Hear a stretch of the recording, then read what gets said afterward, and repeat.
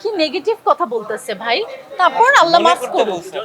মানে আমি বললাম পুরো বাংলাদেশের জন্য সুখবর, সে বলতেছে বিয়ের জন্য। আমি বিয়ে করলে কি বাংলাদেশের মানুষের জন্য সুখের হবে, দুঃখের হবে? বাংলাদেশের ছেলেরা মরে যাবে। আপনি কি বলছেন, তাই না?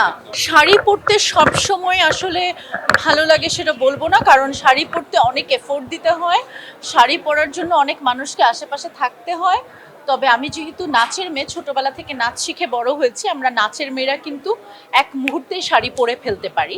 কিন্তু এই ধরনের শোতে আসতে গেলে যেটা হয় যে একটু পরিপাটি হয়ে সুন্দর করে শাড়িটা পরতে হয়, কুচিটা ঠিক মতো আছে কিনা ওটা একা একা করা যায় না।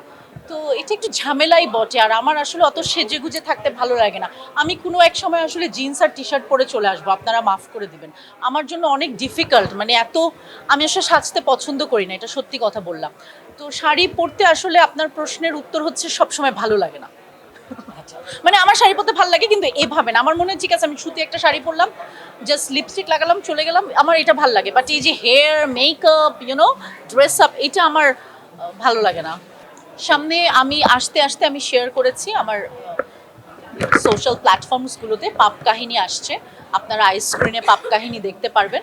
এবং আমার মনে হয় আপনাদের অনেক ভালো লাগবে। এবং যেভাবে আমি অভিনয় করেছি, যেভাবে পাপ কাহিনীতে আমাকে যে চরিত্রে দেখাবে, যে চরিত্রে দেখা যাবে, আসলে এমন গালাগাল আমি করেছি সেটা আমার মনে হয় জীবনে কেউ দেখে নাই। আমার মাকে আমি বলার পর আম্মু বলছে কেন করছিস। সো আমি মানে আমি জানি না, আমি মার খাবো অনেক আম্মু আব্বুর। না, শেষে এমন কিছু দেখতে পাবেন কি পাবেন না, আসলে আমার চরিত্রটি আত্মহত্যা করেছে কি করেনি সেটা দেখতে হলে তো পাপ কাহিনী দেখতে হবে। তবে আপনাদেরকে আমি একটা কথা বলতে পারি, 2 দিনের মধ্যেই আপনারা, 2 দিন বা 1 উইকের মধ্যে আপনারা একটি দারুণ নিউজ পাবেন, যে নিউজটা পেয়ে আপনারা আমাকে নিয়ে গর্ব করবেন ইন্টারন্যাশনালি। আমি এতটুকু আপনাদেরকে আশা দিতে পারি যে 1 উইকের মধ্যে আপনারা একটা সুন্দর নিউজ পেতে যাচ্ছেন আমাদের দেশের জন্য। মানে আমি বললাম পুরো বাংলাদেশের জন্য সুখবর, সে বলতেছে বিয়ের জন্য।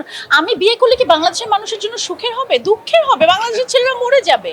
আপনি কি বলছেন, তাই না?